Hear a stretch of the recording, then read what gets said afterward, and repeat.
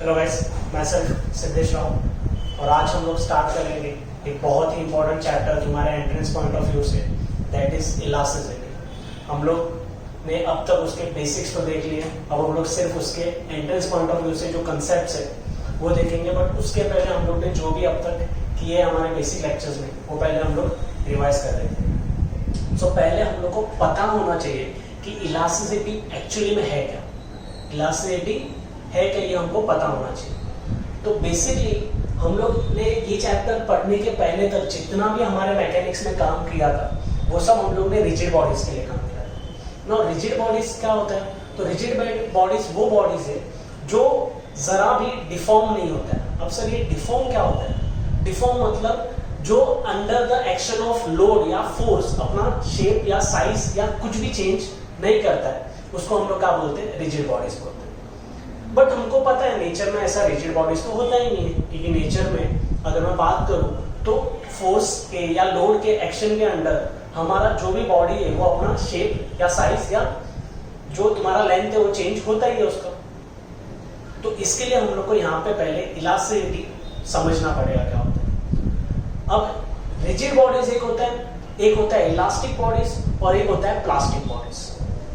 तो rigid bodies क्या, ये हमको पता है कि जो under the action of load कभी भी डिफॉर्मेशन नहीं दिखाएगा। बट इलास्टिक बॉडीज क्या होता है? जो ऑब्वियसली जैसे रबर बैंड क्या इलास्टिक है, कभी कभी उसको लोग नॉर्मली जनरली उसको इलास्टिक बैंड भी बोलते हैं ना। इसका मतलब क्या होता है? तुम लोग ने रबर को खींचा, रबर ने अपना साइज चेंज किया, जब तुम लोग ने उस पे से वो खिंचाव निकाला, खिंचाव मतलब जब वो लोड निकाल दिया, क्या रबर ने अपना पोजीशन जो है, अपना बॉडी जो है वो वापस रिगेन किया, शेप वापस या साइज वापस रिगेन किया उसने, ठीक है? तो ऐसे जो बॉडीज होते हैं जो under the action of load अपना शेप या साइज या लेंथ या सब कुछ under the action of load change करता है, बट जैसे ही तुम लोग ने तुम्हारा लोड जो है वो रिमूव कर दिया तो वो वापस अपने ओरिजिनल पोजीशन पे आ जाता है, वापस अपना ओरिजिनल शेप या साइज रिटेन कर लेता है। ऐसे बॉडीज को हम लोग बोलते हैं इलास्टिक बॉडीज। क्या बोलते हैं इसको? Elastic bodies. तो सर प्लास्टिक बॉडीज क्या है? प्लास्टिक बॉडीज जैसे कि च्युइंगम को मैंने खाया और मैंने ऐसा दांत से खींचा, तो क्या वो वापस ऐसा आएगा? नहीं होने वाला है, वो ऐसे का ऐसे रहेगा। क्यों? वो वापस अपना जो पोजीशन है या जो अपना शेप है वो रिटेन नहीं कर सकता, रिटेन नहीं कर सकता। ऐसे जो बॉडीज होते हैं उनको हम लोग बोलते हैं प्लास्टिक बॉडीज। अब हमारा जो मेन फोकस रहेगा इस चैप्टर में वो फोकस रहेगा किस पे? Elastic bodies. तो इलास्टिक बॉडीज तो सर समझा, बट ये इलास्टिसिटी किस बला का नाम है? तो basically the property by virtue of which a body shows basic का इलास्टिसिटी या फिर body regain its original shape when the force or load is removed. This property is known as what? Elasticity. जो ऐसा property है जिसके वजह से तुम्हारा बॉडी जो है अपना जो शेप या साइज या लेंथ रिटेन करता है, जैसे ही तुम लोग ने लोड निकाल दिया उसमें से, वो जो प्रॉपर्टी है उसको हम लोग क्या बोलते हैं? इलास्टिसिटी बोलते हैं। ये हम लोग ने देखा। नाउ इसी चैप्टर ने हम लोग को आंसर दिया है कि why steel is more elastic than rubber। क्योंकि अगर हम लोग नॉर्मली देखें तो नॉर्मली तो हमको यही लगेगा कि रबर जो है वो बहुत ज्यादा इलास्टिक है, स्टील ज्यादा इलास्टिक नहीं है।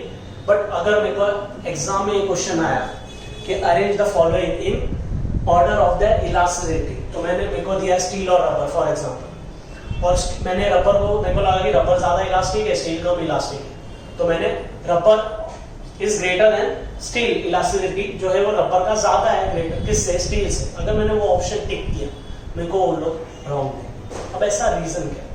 बिकॉज यहाँ पे फिजिक्स के अंदर इलास्टिसिटी का मतलब है रेजिस्टेंस टू चेंज। बेसिकली जिसका रेजिस्टेंस टू चेंज ज्यादा होगा वो तुम्हारा क्या होगा? ज्यादा इलास्टिक होगा। तो अगर मैं बात करूं, मेरे पास रबर का वायर है और एक स्टील वायर है, मैंने दोनों पे लोड लगा दी, कौन ज्यादा रेजिस्ट करेगा? रेजिस्ट मतलब कौन ज्यादा अपोज करेगा? ऑब्वियसली रबर तो फट से खींच जाएगा, स्टील इतना फटाक से खींचा जाएगा क्या? नहीं। हमको तो पता भी नहीं चलेगा कि स्टील थोड़ा सा उसमें एलोंगेशन होगा, ये पता भी नहीं चलता। तो बेसिकली क्यों है ऐसा? क्यों? क्योंकि स्टील जो है वो ज्यादा रेजिस्टेंस प्रोवाइड करता है, तो जिसका रेजिस्टेंस ज्यादा होता है, क्लियर है, वो तुम्हारा ज्यादा इलास्टिक है किसके कंपैरिजन में, जिसका रेजिस्टेंस कम। ये हम लोग ने देखा था। अब फिर हम लोग ने स्टार्ट किया था किससे? लॉन्गिट्यूडिनल से। किससे? या फिर सबसे पहले हम लोग ने जो डिस्कशन किया था वो किसके लिए गया था? स्ट्रेस के लिए गया था। किसके लिए गया था? स्ट्रेस। ना हमको पता है स्ट्रेस क्या है? Stress is basically force per unit area. But अब ये फोर्स का डायरेक्शन बहुत इंपॉर्टेंट है। इस फोर्स का डायरेक्शन क्या है? क्यों? क्योंकि फोर्स के डायरेक्शन पे ही तुम्हारे जो डिफरेंट टाइप्स ऑफ स्ट्रेसेस है वो डिपेंड करेगा। जैसे कि अगर एक normal force per unit area, normal force जिसकी वजह से तुम्हारा लेंथ चेंज हो रहा है, क्या? नॉर्मल फोर्स जिसकी वजह से तुम्हारा लेंथ चेंज हो रहा है, अगर उसके वजह से जो स्ट्रेस प्रोड्यूस हो रहा है उसको हम लोग क्या बोलेंगे? Longitudinal stress. Clear with this? हाँ, अगर नॉर्मल फोर्स जिसकी वजह से तुम्हारा वॉल्यूम चेंज हो रहा है, क्या? नॉर्मल फोर्स जिसकी वजह से तुम्हारा क्या? वॉल्यूम चेंज हो रहा है, ऐसा जो इसकी वजह से जो स्ट्रेस डेवलप होगा इसको हम लोग क्या बोलेंगे? Volume stress. बट जो टेंजेंशियल फोर्स जिसकी वजह से तुम्हारा शेप चेंज हो रहा है, जो टेंजेंशियल फोर्स जिसकी वजह से तुम्हारा शेप चेंज हो रहा है, अगर ऐसा कोई इस पे जो रहेगा, ऐसे स्ट्रेस को हम लोग क्या बोलेंगे? शियर स्ट्रेस बोलेंगे। ये हम लोग ने देखा था। तो बेसिकली फोर्स का डायरेक्शन बहुत कुछ डिसाइड करेगा हमारे स्ट्रेस के लिए। बट बेसिकली स्ट्रेस क्या? Stress is external force per unit area और stress is internal force per unit area. थोड़ा सा ना लॉजिकली समझते हो कि मेरे पास ना समझो कि यही एक बॉडी है। ये क्या मैं बोलूं? इस बॉडी में बहुत सारे इंटरमॉलिक्यूल्स होंगे, बहुत सारे इंटरमॉलिक्यूल्स होंगे। अब ये बॉडी में बहुत सारे अगर इंटरमॉलिक्यूल्स है तो जैसे ही मैं इन पे क्या लोड एक्ट कराऊंगा, क्या मैं बोलूं? ऐसा समझो कि इसमें छोटे छोटे स्प्रिंग्स है, ऐसा समझ के चलो, ठीक है? तो क्या बोलूं? जैसे मैं यहाँ पे लोड एक्ट कराऊंगा इस पे, समझो मैंने इसमें कंप्रेशन दिया दोनों साइड से,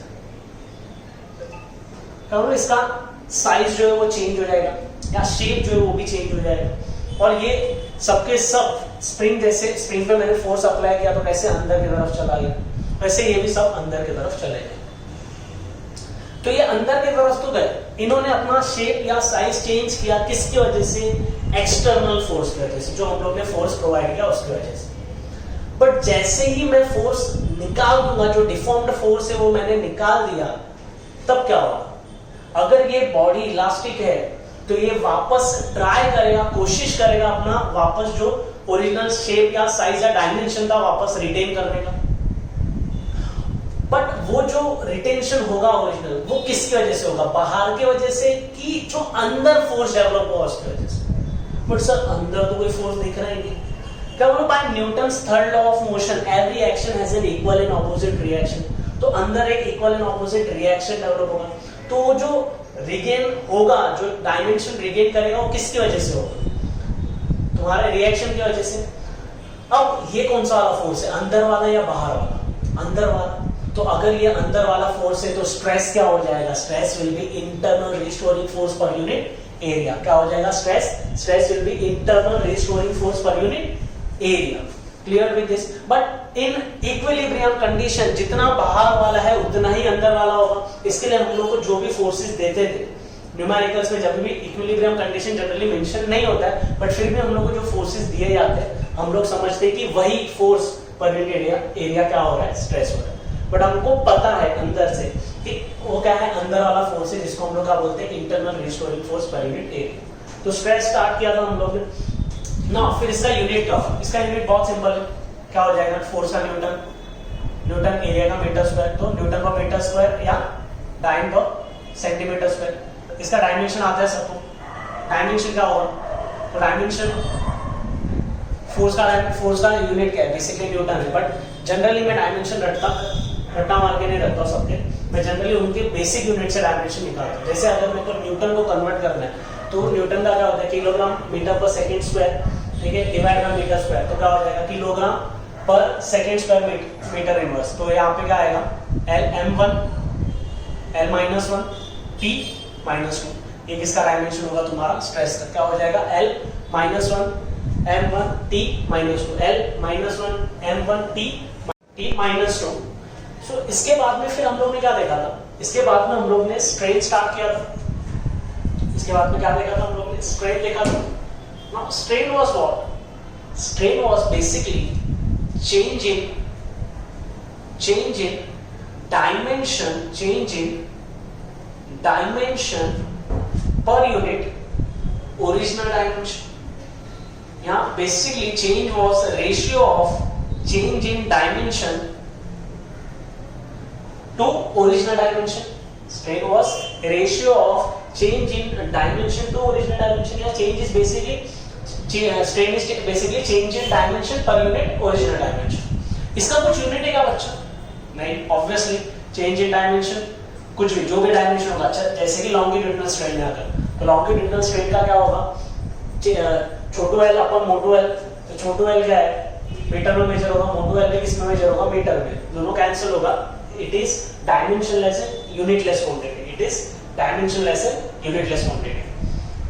फिर हम लोग ने एक वर्ड, एक सेंटेंस देखा था, that was WEL, that was WEL, that is within elastic limit, within elastic limit stress is directly proportional to strain।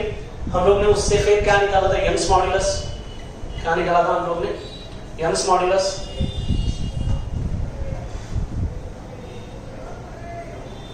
now Young's modulus was what, y is nothing but stress upon strain, ठीक है। But basically longitudinal stress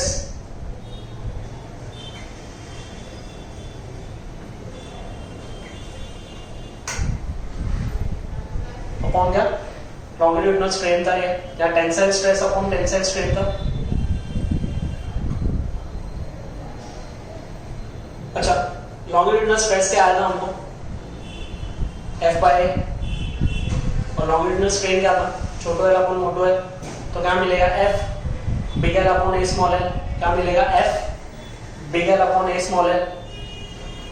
इसका unit क्या होगा, इसका unit क्या होगा, तो Young's modulus क्या है, स्ट्रेस अपॉन स्ट्रेन। स्ट्रेन का कुछ यूनिट है नहीं, डायमेंशनलेस और यूनिटलेस क्वांटिटी है। तो यंग्स मॉड्यूलस का भी वही यूनिट होगा जो किसका है, स्ट्रेस का है। स्ट्रेस का क्या है, न्यूटन पर मीटर स्क्वायर या टाइम पर सेंटीमीटर स्क्वायर, और डायमेंशन क्या है, L-1 M1 T-2। वैसे इन लोगों का y का भी मिलेगा। नाउ अब यंग्स मॉड्यूलस से ही हम लोग को जनरली सब कुछ करना है, सब कुछ यानी कि फॉर एग्जांपल कभी कभी हम लोग को क्वेश्चन में मेंशन होगा द मटेरियल इज सेम। जब भी क्वेश्चन में मेंशन है मटेरियल इज सेम, तुमको समझना है कि उसका यंग्स मॉड्यूलस जो है वो सेम है थ्रू आउट। जैसे ही उन्होंने बोल दिया कि मटेरियल इज सेम, तुमको ये समझ के चलना है कि उसका यंग्स मॉड्यूलस जो है वो भी क्या है, सेम। और पूरे क्वेश्चन में फिर हम लोग क्या करेंगे, दोनों का यंग्स मॉड्यूलस जो फर्स्ट कंडीशन है और सेकंड कंडीशन है, दोनों के यंग्स मॉड्यूलस को क्या करेंगे, इक्वेट करेंगे, और जो भी हम लोग को पूछा है वो वैल्यू हम लोग निकाल के उनको बताएंगे। क्लियर है? अच्छा, अब इसके बाद में हम लोग जब आगे बढ़े थे, यहाँ से बहुत सारे फॉर्मूलास निकलेंगे ना वैसे। जैसे यहाँ से मैं चाहूँ तो मैं फोर्स का फॉर्मूला निकाल सकता हूँ, मैं चेंज इन लेंथ का फॉर्मूला निकाल सकता हूँ। क्लियर है? तो यहाँ से बहुत कुछ निकलेगा, बट हमको पता है कि बेसिक फॉर्मूला क्या है, y is f big L upon a small l, y is f big L upon a small l, ये याद रखना। नाउ अब अगर मैं आगे बढ़ के तुम लोग से पूछूं कि समझो एक मटेरियल है जिसपे हम लोग ने फोर्स क्या किया है, सेम अप्लाई किया। एक मटेरियल है जिसपे फोर्स हम लोग ने सेम अप्लाई किया है। क्लियर है? एक मटेरियल है जिसपे हम लोग ने फोर्स सेम अप्लाई किया है, बट उनका दोनों का लेंथ क्या है, अलग अलग। उनका दोनों का लेंथ जो है वो अलग अलग है। तो उनका चेंज इन लेंथ कैसे होगा, मतलब बेसिकली समझो कि एक मटेरियल जिसमें फोर्स जो है वो कांस्टेंट अप्लाई किया, दो मटेरियल्स में, और वो सेम मटेरियल से बने हुए, तो उनका यंग्स मॉड्यूलस भी क्या रहेगा, कांस्टेंट रहेगा। ठीक है ना? एक का लेंथ है L1 ओरिजिनल लेंथ, एक का लेंथ है L2, एक का एरिया 8 दूसरे का एरिया 8। ठीक है, मेरे को उन्होंने पूछा है चेंज इन लेंथ किसका ज्यादा है। एक काम करते हैं हम लोग, क्या करते हैं हम लोग, एरिया ऑफ क्रॉस सेक्शन हमको समझो नहीं दिया, हमको क्या दिया है, रेडियस ऑफ क्रॉस सेक्शन दिया। तो लेंथ हम लोग को समझो दिया है 10 मीटर, और यहाँ पे भी क्या दिया है, यहाँ पे दिया 8 मीटर। एक का रेडियस है 2 सेंटीमीटर, एक का है 4 सेंटीमीटर। और मेरे से पूछा है चेंज इन लेंथ किसका ज्यादा है। क्या पूछा है मेरे से? चेंज इन लेंथ किसका ज्यादा है। तो कैसे निकालोगे?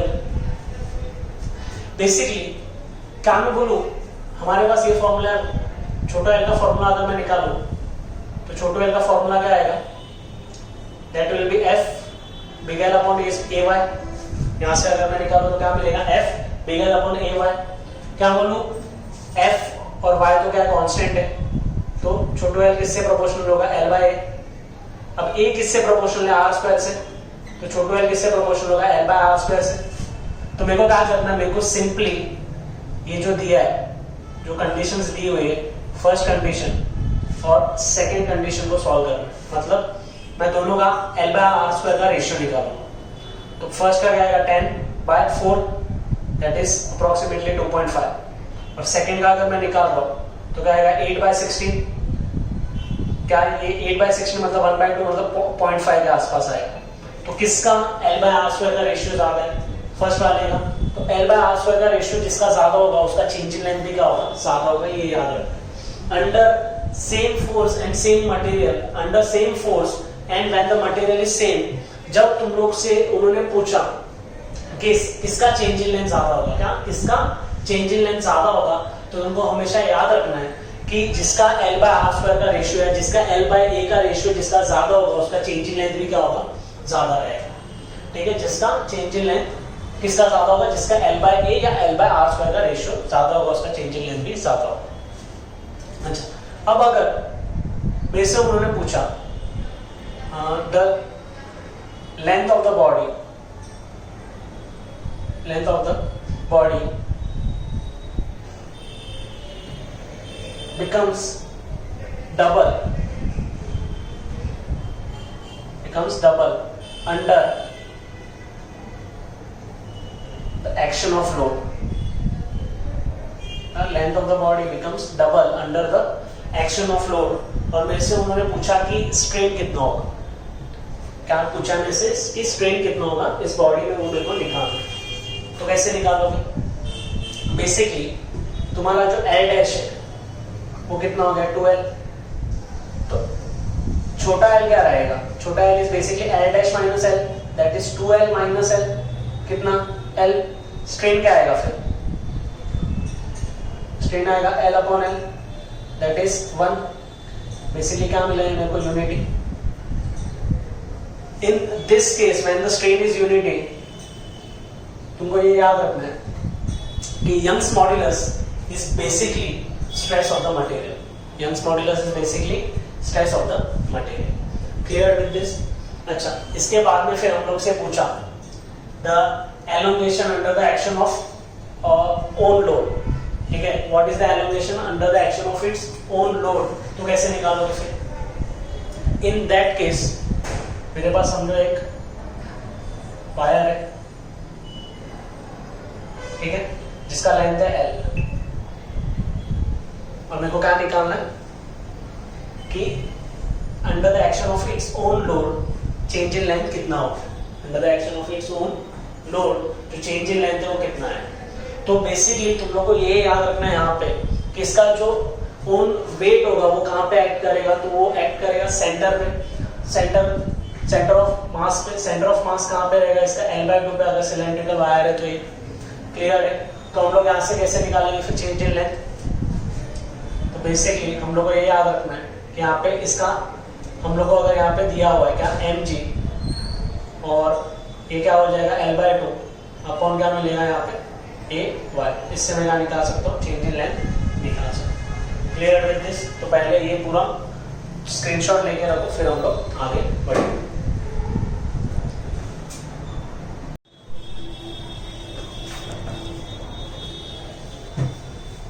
अब हम लोग आगे बढ़ेंगे और इसको हम लोग आगे और बहुत सारे चैप्टर्स के साथ में जोड़ेंगे, जैसे कि हीट, सिंपल हार्मोनिक मोशंस, इनमें भी इसके साथ में भी हम लोग इलास्टिसिटी जोड़ सकते हैं। कैसे?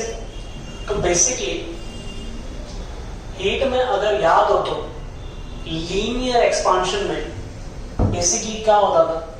लीनियर एक्सपांशन में हम लोग ने एक चीज देखा था कि जब तुम लोग किसी भी सब्सटेंस को हीट दोगे ना, उसके टेम्परेचर बढ़ाओगे तो उसमें क्या होगा, एक्सपांशन होगा.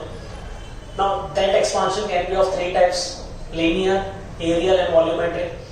ना हम लोग यहाँ पे जो बात कर रहे हैं वो लीनियर एक्सपांशन की बात कर रहे हैं. सो लीनियर एक्सपांशन में हमको पता है the change in length was alpha, change in length was alpha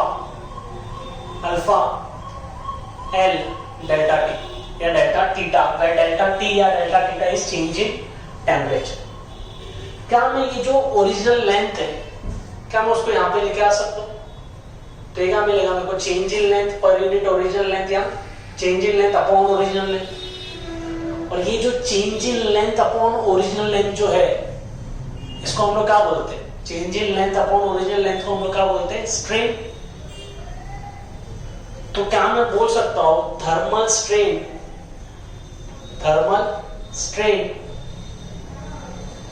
is nothing but alpha delta t. क्या thermal strain is nothing but alpha delta t. तो क्या मैं यहां से थर्मल स्ट्रेस निकाल सकता हूं? क्या मैं यहां से थर्मल स्ट्रेस निकाल सकता हूं? थर्मल स्ट्रेस कैसे निकालोगे sir?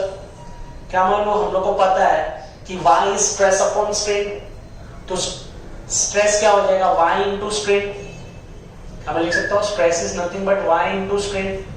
So therefore thermal stress क्या मिलेगा मेरे को, therefore thermal stress is nothing but y into strain क्या था, अल्फा डेल्टा टी. तो थर्मल स्ट्रेस क्या आएगा, y alpha delta T. Thermal stress क्या आएगा, y alpha delta T. Thermal stress is y alpha delta T. Also energy per unit volume was what, half into stress into strain. तो अगर मैं बात करूं thermal energy per unit volume की तो क्या हो जाएगा, that will be half into stress क्या है, y अल्फा डेल्टा टी, इन स्ट्रेन क्या है, alpha delta T. So therefore क्या मिलेगा वो मेरे को, half y alpha square delta T square, half alpha square delta T square. ना अगर एग्जाम में मेरे को फिर कुछ भी क्वेश्चन आ रहा है इसके रिलेटेड, जैसे उन्होंने थर्मल स्ट्रेस पूछा, थर्मल स्ट्रेन पूछा या thermal strain, thermal energy per unit volume, तो क्या मैं इन फॉर्मूला से निकाल सकता हूँ इजीली. ओके ना, बहुत टाइम ये क्वेश्चन आता है कि कंपोजिट सेक्शन है, क्या है, एक कंपोजिट सेक्शन है. बेसिकली कंपोजिट सेक्शन यानी कि दो मटेरियल से बना हो, एक का लेंथ है L1, ठीक है, इसका linear expansion, coefficient of linear expansion is alpha 1, दूसरे का लेंथ है L2, coefficient of linear expansion is alpha 2. ना मेरे को यहां पे उन्होंने पूछा कि इस और इसका लेंथ है L1, इसका लेंथ है L2, मेरे से उन्होंने यहां पे पूछा कि निकालो भाई क्या कि चेंज इन लेंथ दोनों का कितना है, क्या निकालो कि इस पूरे कंपोजिट सेक्शन का चेंज इन लेंथ कितना है. तो अगर मैं उस कंपोजिट सेक्शन का चेंज इन लेंथ अगर मेरे को निकालना है तो change in length will be what, change in length will be L is equals to alpha delta T. So therefore L1 क्या मिलेगा मेरे को, अल्फा 1 L1 डेल्टा टी.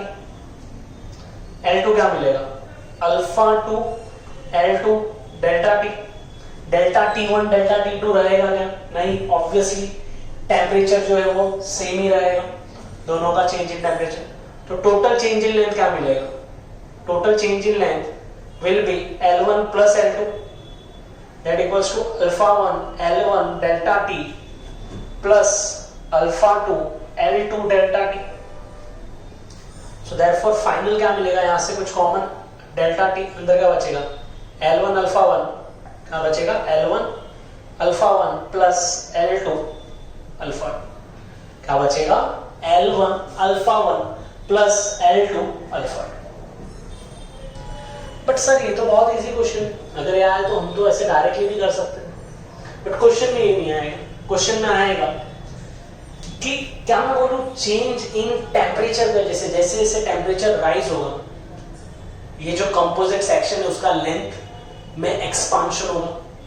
अगर उसके लेंथ में एक्सपांशन होगा तो क्या मैं बोलूं कि जिस इस एक्सपांशन की वजह से जो तुम्हारे वॉल्स है उन वॉल्स पे एक एक्सर्ट करेगा, फोर्स एक्सर्ट करेगा। And in equilibrium condition walls भी इस पे क्या एक्सर्ट करेंगे, फोर्स एक्सर्ट करेंगे। क्या मैं बोलूं कि जैसे जैसे तुम्हारा चेंज इन लेंथ बढ़ेगा तो ये वॉल्स पे क्या फोर्स एक्सर्ट करेगा, और इक्विलिब्रियम कंडीशन में रहने के लिए वॉल्स को भी इस पे क्या एक्सर्ट करवाना पड़ेगा, फोर्स एक्सर्ट करवाना पड़ेगा। अब ये जो चेंज इन लेंथ आया है ये कब का है? ये चेंज इन लेंथ होता कब? जब ये दीवार होती नहीं इस पे, तब जो चेंज इन लेंथ आता वो क्या आता? Delta T L1 alpha 1 plus L2 alpha 2। मतलब बेसिकली ये फ्री चेंज इन लेंथ है। क्या है ये? Free change in length. But क्या ये जो कंपोजिट सेक्शन है क्या ये फ्री है? नहीं, ये तो दोनों साइड से वॉल से कनेक्टेड है, तो वॉल्स भी इसमें फोर्स एक्सर्ट करेंगे। मेरा जो फाइनल क्वेश्चन है वो यही है कि फोर्स कितना एक्सर्ट होगा वॉल्स इस पे कितना फोर्स एक्सर्ट करेंगे वो मेरे को निकालना। तो ये तो किसकी बात हो गई? ये तो हम लोग ने निकाला किसके कंसेप्ट से? थर्मल के कंसेप्ट से निकाला है। ये तो किसके कंसेप्ट से निकाला हम लोग ने? थर्मल के कंसेप्ट से। कहीं पे भी यहाँ पे इलास्टिसिटी का यूज ही नहीं। तो मेरे को फोर्स अगर निकालना तो मेरे को इलास्टिसिटी के प्रॉपर्टीज या फिर उनके फॉर्मूलेस का यूज करना पड़ेगा। जैसे मेरे को पता है जो तुम्हारा चेंज इन लेंथ है that will be what? F big L upon AY। Change in length will B F big L upon AY। तो जो L होगा वो क्या होगा? L1 plus L2। That will be what? F L1 upon AY 1। ठीक है, दोनों अलग अलग मटेरियल है तो Y1 ये Y1 और ये भी क्या? Y2। Y1 plus F L2 upon AY2। क्या मैं बोलूं ये जो फ्री चेंज इन लेंथ है और ये क्या है तुम्हारा? ये the change in length suppressed bye wall. ये क्या है? बेसिकली चेंज इन लेंथ जो वॉल ने क्या किया? सप्रेस किया।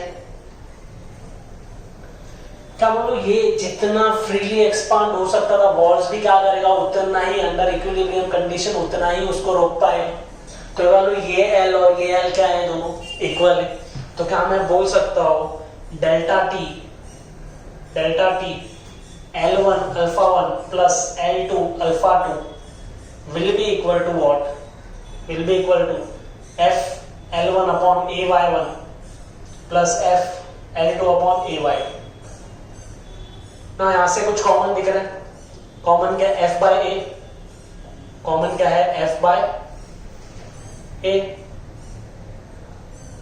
अंदर क्या बचेगा? L1 by Y1 plus L2 by Y2। अंदर क्या बचेगा? L1 by Y1 plus L2 by Y2। मेरे को क्या निकालना है? फोर्स।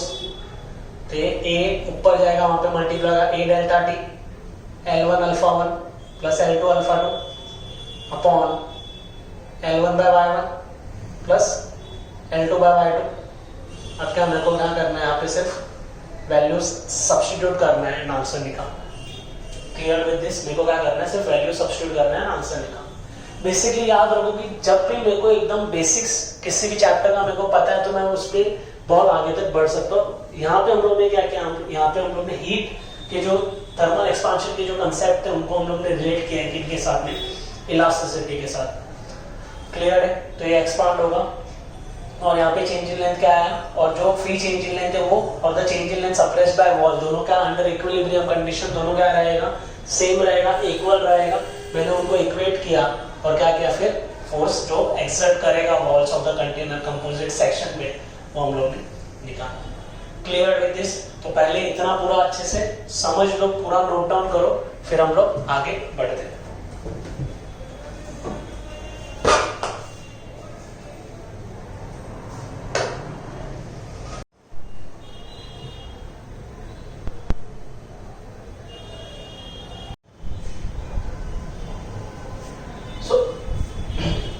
सो अब आगे बढ़ते हैं हम लोग, और अब हम लोग चैप्टर को रिलेट करेंगे सिंपल हार्मोनिक मोशन या फिर ऑसिलेशन से ना। इसके पहले वाले पार्ट में हम लोग ने इस चैप्टर को रिलेट किया है किसके साथ में, हीट के साथ ना। इसको हम लोग अब किससे रिलेट करेंगे, सिंपल हार्मोनिक मोशन से रिलेट करेंगे ना। हम लोग को पता है सिंपल हार्मोनिक मोशन में force is directly proportional to displacement. Force is directly proportional to basically इससे displacement from the mean position से। प्रोपोर्शनैलिटी हटाओगे क्या आएगा, constant k, where k is force constant जो डिपेंड करेगा तुम्हारे मटेरियल पे। क्लियर है कि मटेरियल बेसिकली स्टिफनेस है, स्टिफनेस कांस्टेंट भी बोलते हैं इसको हम लोग। तो कितना स्टिफ तुम्हारा मटेरियल है वो कौन डिसाइड करेगा, तुम्हारा फोर्स कांस्टेंट k। अच्छा, हमारे पास यंग्स मॉड्यूलस का फॉर्मूला क्या है, F bigger upon A small l। F का फॉर्मूला क्या मिलेगा मेरे को, YA upon L into L। क्या मैं बोलूं यहाँ पे जो चेंज हो रहा है, चेंज इन X जो है, मैं क्या उसको बोल सकता हूँ, F is nothing but KL। जब मैं इसको और इसको जब मैं इक्वेट करूंगा, मेरे को जो फोर्स कांस्टेंट है वो क्या मिलेगा, YA बाय L। क्या मिलेगा force constant, YA by L। क्या मिलेगा, YA बाय L। क्या मिलेगा, YA बाय L। ये बहुत इंपॉर्टेंट फॉर्मूला है, याद रखना हम लोग को। Force constant is nothing but Young's modulus into area of cross section by length. तो बेसिकली जिस मटेरियल का यंग्स मॉड्यूलस ज्यादा होगा उसका स्टिफनेस कांस्टेंट भी ज्यादा होगा।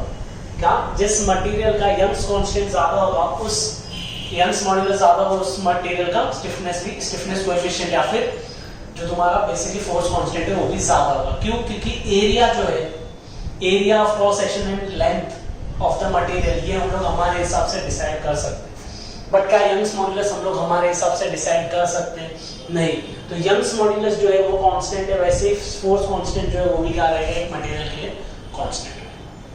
अब एग्जाम में बहुत सारे क्वेश्चंस आते हैं इस पे से, जो बहुत हर एक जगह पे जो रिपीट होता है वो क्वेश्चन क्या है कि हमारे पास एक मटेरियल है जिसको जब मैंने under the action of force F1 रखा तो उसका जो लेंथ हो गया वो हो गया L1, और जब हम लोग ने under the action of force F2 रखा उसका जो लेंथ है वो क्या हो गया, L2।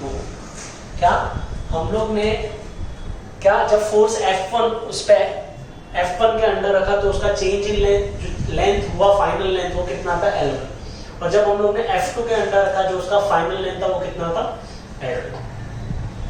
ना मेरे को फाइंड करना है, क्या फाइंड करना है, फाइंड ओरिजिनल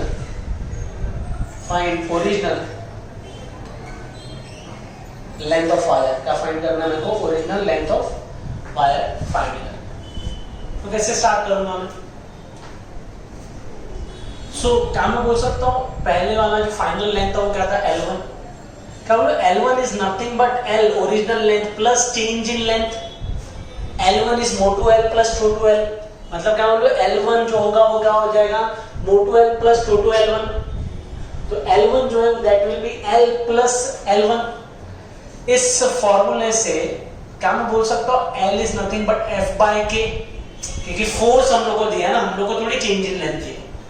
हमको चेंज इन लेंथ प्रोवाइडेड है क्या, नहीं, हमको क्या प्रोवाइडेड है, फोर्स प्रोवाइडेड है। तो चेंज इन लेंथ को हम लोग को फोर्स के टर्म्स में रखना पड़ेगा। तो चेंज इन लेंथ जब मैं फोर्स के टर्म्स में रखूंगा तो क्या हो जाएगा, L will be F1 by K। K1 होगा क्या, नहीं सर, क्यों, क्योंकि ये क्या है, फोर्स कांस्टेंट और ये एक मटेरियल पे डिपेंड करता है। तो ये क्या हो जाएगा, F1 by K। So therefore अगर मैं यहां से K का वैल्यू बनाऊं तो K का वैल्यू क्या होगा, F1 by K will be L1 minus L। L इस साइड आया तो माइनस L। क्या मैं उल्टा करूं इनको तो K क्या मिलेगा मेरे को, K मिलेगा, K बाय F1 क्या मिलेगा मेरे को, 1 by L1 minus L। So therefore K क्या मिलेगा, K मिलेगा मेरे को F1 bye L1 minus L। के क्या मिलेगा F1 by L1 minus L। Similarly second condition के लिए भी के चेंज होगा क्या? नहीं, वो तो क्या है फोर्स कांस्टेंट, वो डिपेंड करेगा एक मटेरियल पे। बट F क्या हो जाएगा F2, L क्या हो जाएगा L2 माइनस L। मेरे को फाइंड क्या करना है? क्या मेरे को के फाइंड करना है? नहीं, मेरे से तो क्या पूछा है ओरिजिनल लेंथ ऑफ वायर, और ओरिजिनल लेंथ क्या है ये ना L।